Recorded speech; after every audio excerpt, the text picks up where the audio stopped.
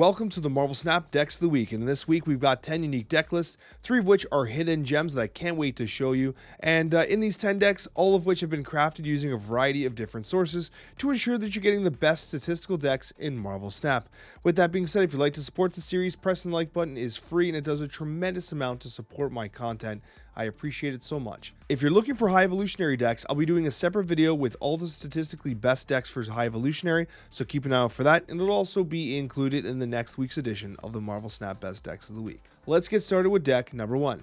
Now we're talking about Kitty Pryde because Kitty Pryde is obviously available to everybody and it is a key component of multiple decks. Now Kitty Bounce is one of the strongest decks in the current meta from a win rate perspective. Now, it is a little more challenging to pilot, but it is worth playing because Kitty Pryde is simply an incredible card with very high versatility, especially when you consider the ability to basically beast your Kitty Pryde to make it free. You're getting a ton of synergy with Kitty Pryde, in addition with something like Bast, which can start Kitty Pryde at a 3. Bast and Beast provide Kitty Pryde with a ton of value, and obviously you have additional value generation, and Angela, which can be procced over and over again with Kitty Pryde. Every single time you play Kitty Pryde, you're proccing Bishop, and of course the Collector itself gets the +1 power. There's a lot of inherent synergy in this deck, which makes it extremely solid to play. One of my favorite combinations in this list is Bast into the Hood, which is a massive delta of power, a 1 cost 3 that gives you an additional 1 cost 6. It's absolutely insane, especially when you consider that you can also Falcon and Beast that Hood as a 1-3 and continuously pull up those 1-6 demons. This is one of the strongest decks in the current meta, and it's fantastic and worth checking out. For our second deck of the week, Kitty Pryde continues to have an immense impact on the meta as it is available to all players, and so one of the most popular versions of Control is featuring Kitty Pryde. Now you do have Killmonger Nova, which is okay because as Kitty Pryde bounces to your hand, it gives you a little bit of agency over how you play your hand down to ensure that your Kitty Pryde isn't getting destroyed by your Killmonger. One thing I love about this deck, it's synonymous with Control, is that you have answers at all stages of the game. There is one thing you need to be very wary of, and it is the newly buffed, I'm saying buffed, Wave. Wave hard setting cards to a 4 cost has an immense impact on Sarah-style Miracle-based lists, because when that comes down on turn 5, it basically negates your opportunity to have that Miracle turn 5, or turn 6 I should say, which really impacts your Kitty Pryde and of course the rest of the synergy. With Kitty Pryde, you're getting additional value from Angela and Bishop, but overall in a Control style archetype, you're going to have a lot of options provided you dodge those waves, so just be very cognizant of anybody that's snapping on turn 5, expect that wave. If you've been battling it out on the ranked ladder, it is almost a certainty that you've been seeing lots of Black Bolt and Stature. It still remains one of the best decks in Marvel Snap with a very high win rate. Although the change to Wave does hard counter it with a Wave on turn 5, that hard 4 cost does prevent the turn 6 Miracle play with Stature and Miles Morales. Overall, the Darkhawk package featuring Zabu, Korg, and Rockslide, and the ability to play Stature, Miles Morales with a Jeff moving on turn 5, or Nightcrawler if you don't have Jeff, with a key tech card like Shang-Chi or Enchantress, makes this deck one of the best in the game. Ramp is back in the meta, and I couldn't be more excited. It's one of my favorite archetypes in Marvel Snap, and this one here has a lot of tech in it. You're looking at Black Widow, which is not commonly seen, but you're seeing Black Widow with Wave and Odin, which is like an incredibly oppressive combo, because when that Wave comes down, and that card costs 4, and when Odin drops on top and you resend another Widow's Bite into their hand, they either don't draw or they have to commit to playing a Widow's Bite. It is incredibly oppressive. You also got the Devil Dinosaur, which is obviously a great Zola target, but of course you got the Black Panther, which is also a great Zola target. You've got the Leader Odin combination. You've got the Doom Odin combination. There's so much to love about this deck. It does a great job in the current meta. Any Miracle style deck just simply can't compete with its Sandman and Wave. It has a good win rate, and you can turn to it if you're looking to play some ramp again in the current meta. Patriot is in a really interesting space right now because there's 2 Patriot lists that are kind of competing for popularity, and we're going to talk about both kind of in the same kind of breath here. Now, one is going to be the traditional Patriot. Okay, this is still a very good deck, honestly. You're not seeing as much Enchantress after the Enchantress nerf to a 4-5 from 4-6, so Enchantress is not as much of an issue. Still out there, though, so be very wary of that. So if you're going to play Mystique Patriot, you're going to want to split them up. The other key thing here is, of course, you do have your Onslaught Ultron. I'm really enjoying seeing Onslaught making its way back into some of the Patriot-based lists. Of course, you have the Brood, Thing, and Blue Marvel. This is a very straightforward Patriot list, and honestly, it performs exceptionally well. This is one of those lists that could get you an infinite. There is an experimental edition of Patriot out there as well, and this is the Iron Patriot, and this is currently being experimented with. There's very low game volumes. It's one of those kind of decks that's like kind of really on the up and coming, so it's experimental. So what I would expect you to do is, if you want to use this as a baseline to help you start kind of experimenting with a new list, use this and then like start kind of subbing some cards out. Like I'm seeing Iron Man being subbed in, right? So there's different variations of this that are being tested. Perhaps in the next week version of this exact video, we'll have a more ironed out list. But essentially what you're looking at doing is you're taking advantage of Iron Lad. Iron Lad like has no bad hit in this list, right?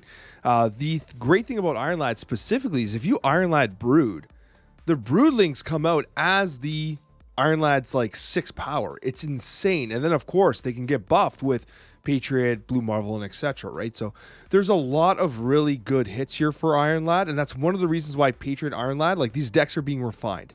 The best version of Patriot probably has Iron Lad in it, and we're just starting to decipher the best list overall. So this is a great launching point. Do some experimentation and check back next week, because I'm pretty damn sure we're going to have a nice refined list for you that's going to help you get to Infinite. I am so excited to be able to talk to you about Guardians of the Galaxy. I think this is the first time ever that I've had a chance to talk about the Guardians of the Galaxy in a Decks of the Week video, because they've traditionally been so bad. But now this deck list is by far one of my favorite in the current meta. This is definitely an infinite getter. It's great. It's a control style list. It has the control shell of Daredevil, Professor X, Gamora. It has the Spider-Man, which is great. A lot of people don't realize that with Spider-Man, if you're playing it on turn 5 and you're losing a location, then it allows you to follow up on the turn 6 to win it, right? Which is kind of nice.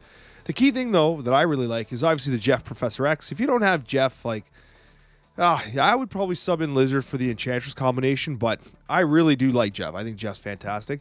Nebula does bait the Rocket Raccoon, Star-Lord kind of gameplay as well, which is great. You have the Storm, which works wonderfully with Nebula.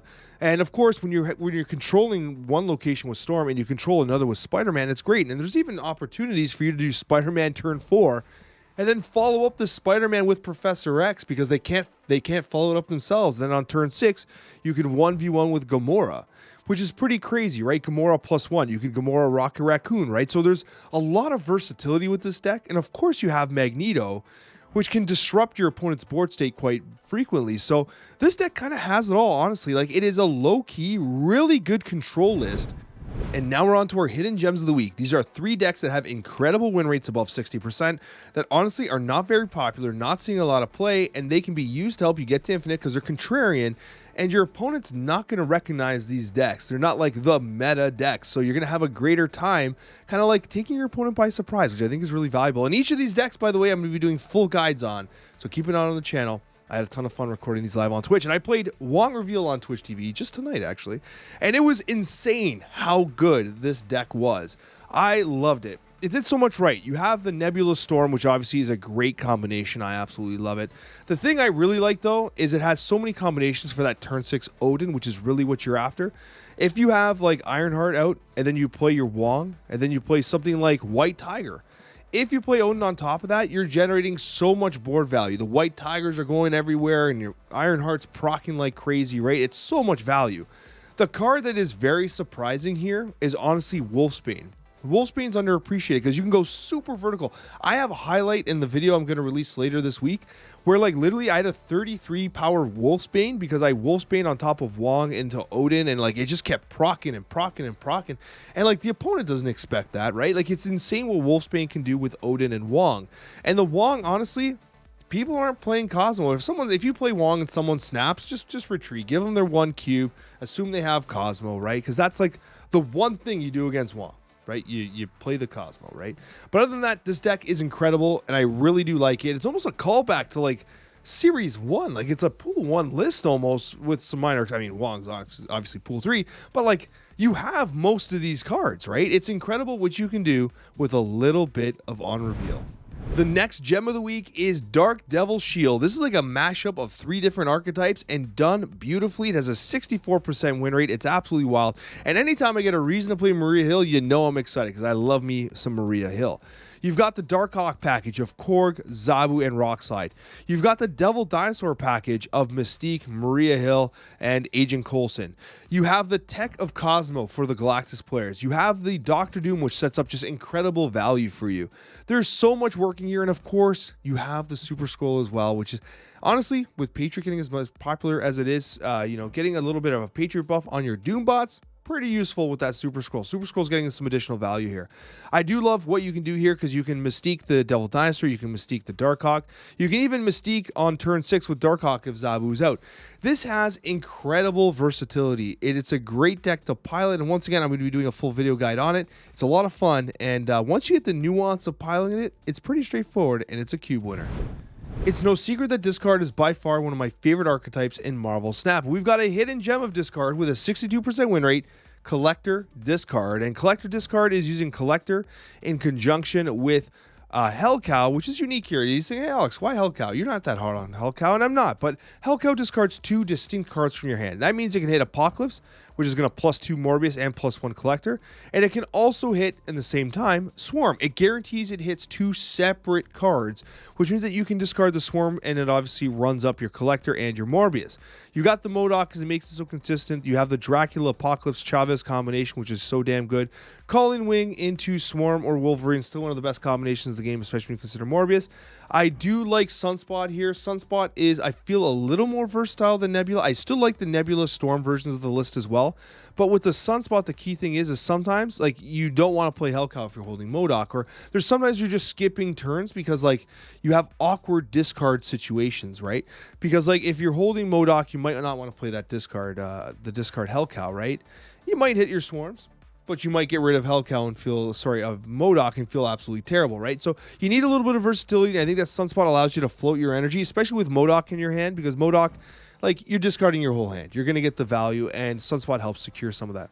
Overall, if you like this card, this is a list you can try. I still, like, personally prefer some of the prior lists I've shown you, but if you're looking for something that's a little more contrarian, we've got Collector Discard. Thank you guys so much for your support. I got another video for you down below. Hit the like button if you like to support the series. I appreciate it so much, and we'll see you in the next Marvel Snap video.